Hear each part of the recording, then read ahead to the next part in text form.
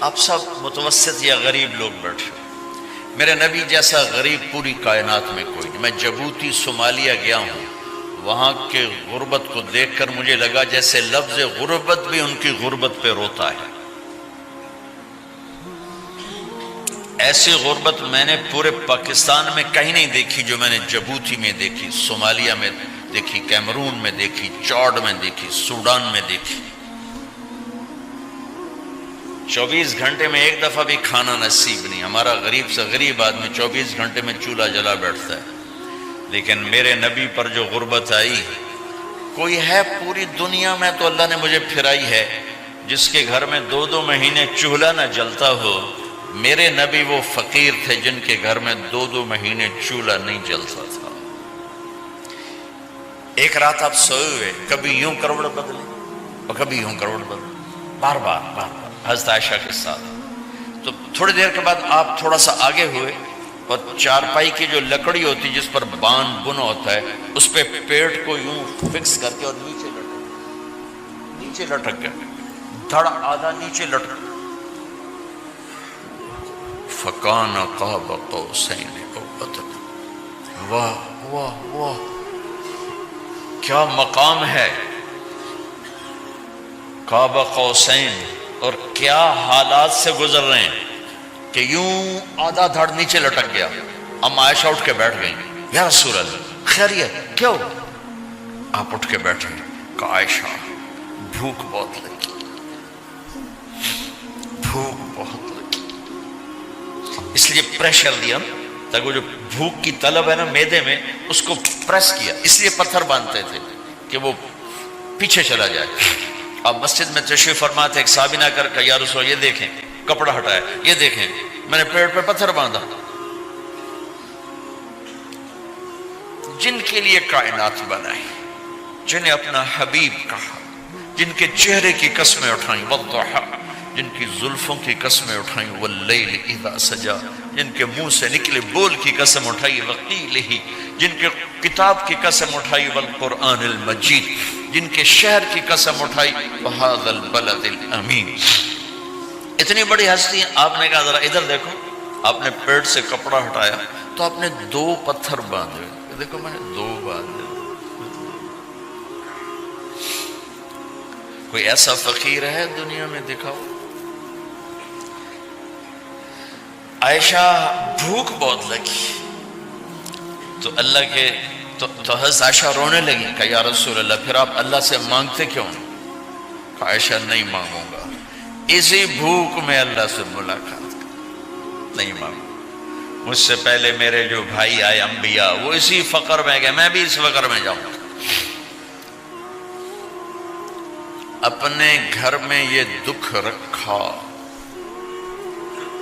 اپنی اولاد کے ذبح ہونے کو قبول کیا تاکہ آئندہ آنے والی امت کا غریب طبقہ گلہ نہ کرے، شکوہ نہ کرے، حرام راستوں پہ نہ جائے، غلط راستوں پہ نہ جائے، اور مالدار فخر نہ کرے میں کوئی بڑا آدمی بن گیا ہوں، میری اتنی بڑی فیکٹری بن گئی ہے، میری اتنی بڑی کمائی ہو گئی ہے۔ یہ نہ یہ بڑائی کی چیز ہے، نہ وہ چھوٹائی کی چیز ہے۔ جس سے اللہ راضی ہے وہ بڑا ہے، جس سے اللہ ناراض ہے وہ چھوٹا ہے، چاہے غریب ہے چاہے مالدار ہے۔ حضرت عائشہ فرماتی ہیں بیٹا 2 مہینے گزر جاتے تھے، ہمارے گھر میں چولہا نہیں جلتا تھا، چولہا نہیں جلتا تھا، 2 ماہ گزر جاتے تھے۔ ایک دفعہ باغ میں تشریف لے گئے، عبداللہ بن عمر آپ کے ساتھ ہیں، صبح کا وقت ہے تو آپ کھجوریں گری پڑی، جو ملک نہیں ہوتی نا، کسی کوے نے ٹھونگ ماری، کسی طوطے نے اس کو ایسے ہی وہ اس کو ٹک دیا اپنی اس کے ساتھ چونچ کے ساتھ، تو وہ گر پڑی۔ اب اٹھا کے صاف کر کے کھا رہے تھے اور عبداللہ سے کہہ رہے تھے عبداللہ تو نہیں کھاتا؟ انہوں نے کہا جی مجھے بھوک نہیں ہے۔ آپ نے کہا عبداللہ مجھے بھوک ہے، آج 4تھا دن ہے میں نے کچھ نہیں کھایا، 4تھا دن۔ تمہیں کوئی ہے جس کے ہاں 4 دن فاقہ چلتا ہو؟ آج 4تھا دن ہے میں نے کچھ نہیں کھایا۔ ہمارے دسترخوان پہ کتنا کھانا اٹھا کے کوڑے کے ڈھیر میں جاتا ہے، آج 4 دن گزر چکے ہیں میں نے کچھ نہیں کھایا۔ هذه صبح رابعة ما ذقت شيئا، آج چوتھی صبح میرے اوپر طلوع ہوئی ہے، ایک لقمہ نہیں کھایا۔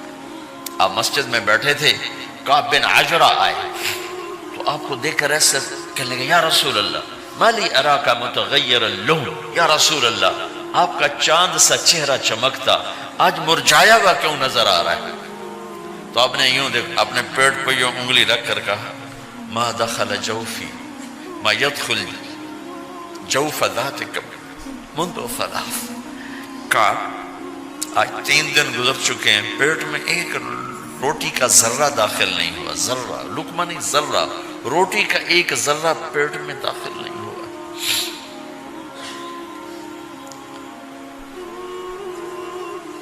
اور اتنی بڑی رسالت، اتنی بڑی نبوت،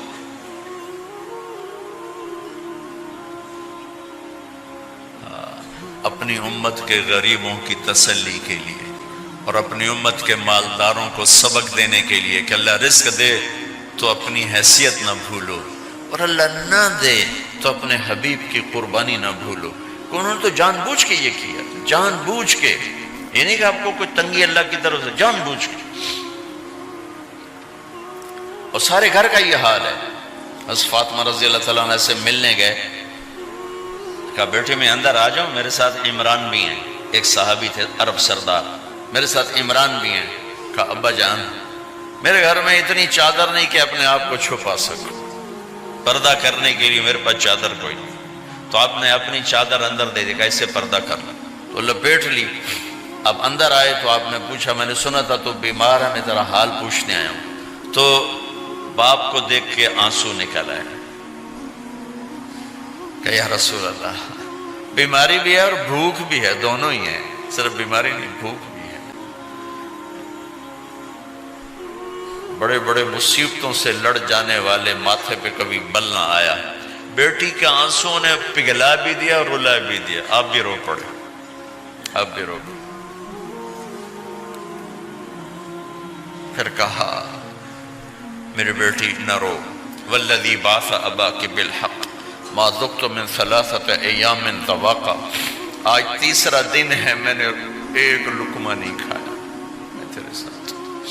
اور میری بیٹی میں تمہیں بتاؤں، میرے رب نے مجھے کہا تھا میرے حبیب اگر آپ چاہیں تو احد پہاڑ سونا بنا دو، 10 میل لمبا چوڑا ہے احد پہاڑ، 10 میل، میں احد پہاڑ سونا بنا دوں آپ کی خدمت میں پیش کروں؟ تو میں نے کہا نہیں یا اللہ مجھے نہیں چاہیے، میں ایک دن بھوکا رہوں گا، ایک دن کھانا کھاؤں گا۔ پھر فرمایا بیٹی کیا تجھے یہ عزت کافی نہیں ہے کہ اللہ نے تجھے جنت کی عورتوں کا سردار بنا دیا؟ یہ سرداری سونے چاندی میں تل کے نہیں ملی، ہوئے ہوئے ہوئے قربان جاؤں۔ بھائیو اب سب ماشاءاللہ نوجوان نظر آ رہے ہو، تھوڑا وقت نکال کے اگر آپ پڑھے ہوئے ہو اپنے نبی کی زندگی پڑھا کرو، اپنے نبی کی زندگی پڑھا کرو، بڑا ایمان بھی بنے گا، حوصلہ بھی ملے۔ آپ حسن حسین کو کہتے تھے میری آنکھوں کی ٹھنڈک، میرے جگر کے ٹکڑے، میرے سینے کی ٹھنڈک، میرے لاڈلے، جنت کے چاند، جنت کے سردار، میرے 2 پھول، یہ سارے الفاظ حسن حسین کے لیے ہیں۔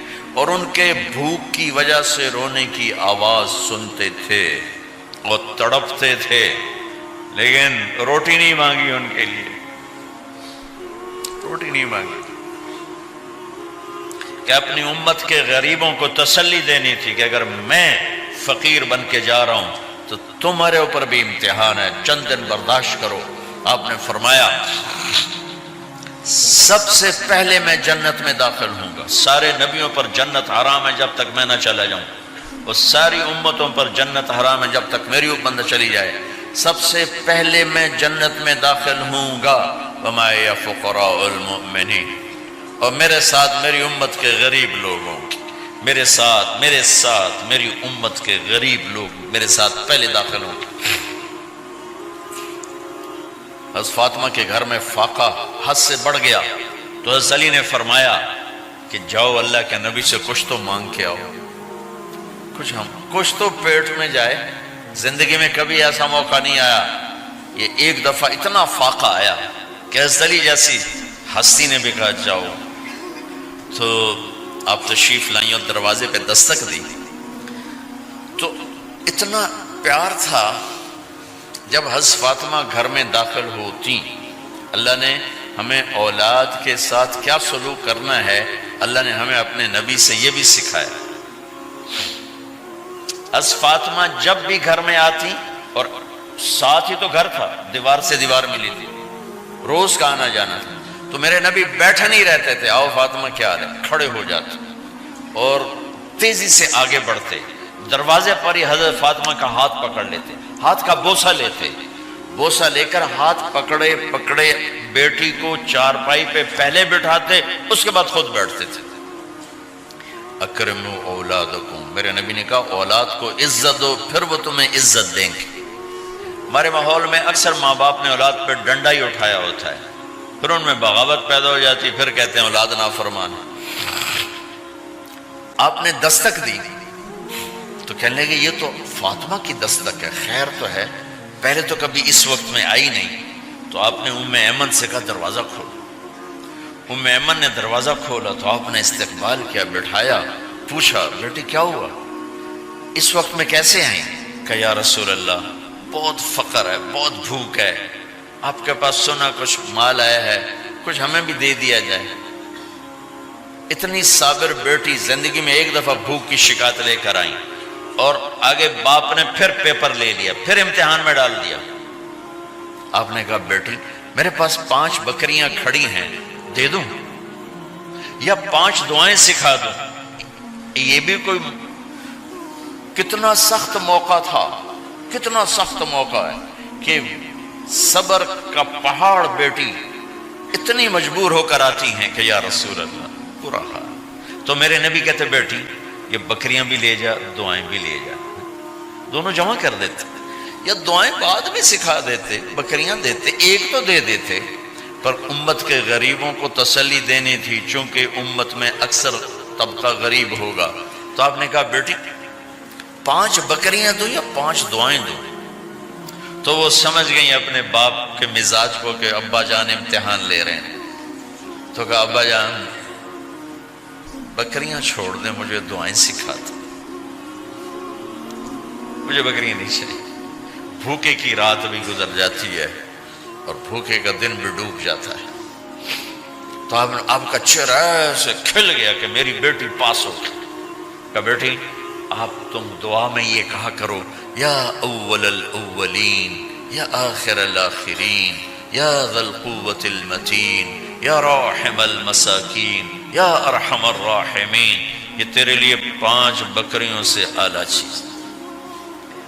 اب گھر واپس گئیں خالی ہاتھ.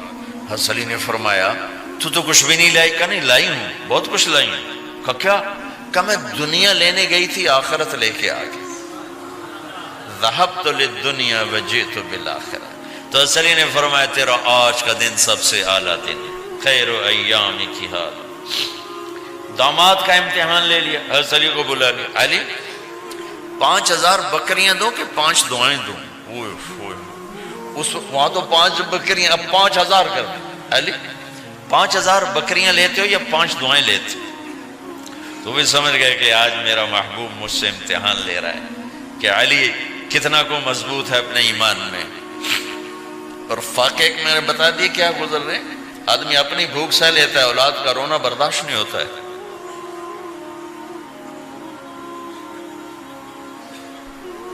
علی 5 دعائیں دوں کہ 5000 بکریاں؟ حضرت علی نے عرض کی یا رسول اللہ دعائیں سکھا دیں، بکریاں نہیں چاہیے. میرا نبی کا چہرہ کھل گیا کہ میرا داماد بھی پاس ہو گیا.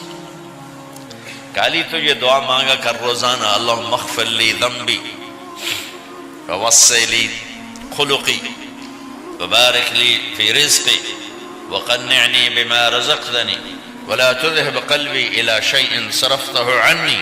یہ 5 دعائیں تو مانگا کر، 5000 بکریوں سے زیادہ ہے. اللہم اغفر لی ذنبی، اللہ میرا گناہ معاف کر. وسع لی خلقی، میرے اخلاق عالی شان کر. بارک لی فی رزقی، میرے رزق میں برکت دے. قنعنی بما رزقتنی، مجھے لالچ سے نکال دے، مجھے لالچی نہ بنا، مجھے حریص نہ بنا. ولا تذهب قلبی الی شیء صرفتہ عنی، جو تو نے مجھے دیا نہیں اس کی میرے اندر سے طلب بھی ختم کر دے، مجھے اس کا طلبگار بھی نہ بنا، کہ یہ 5000 بکریوں سے زیادہ ہے۔ میں نے تھوڑا سا اپنے نبی کے گھر کا نقشہ آپ کو بتایا ہے کہ یہ چند دن صبر کی دنیا ہے، اللہ راضی ہو گیا تو موت سب سے خوبصورت پیغام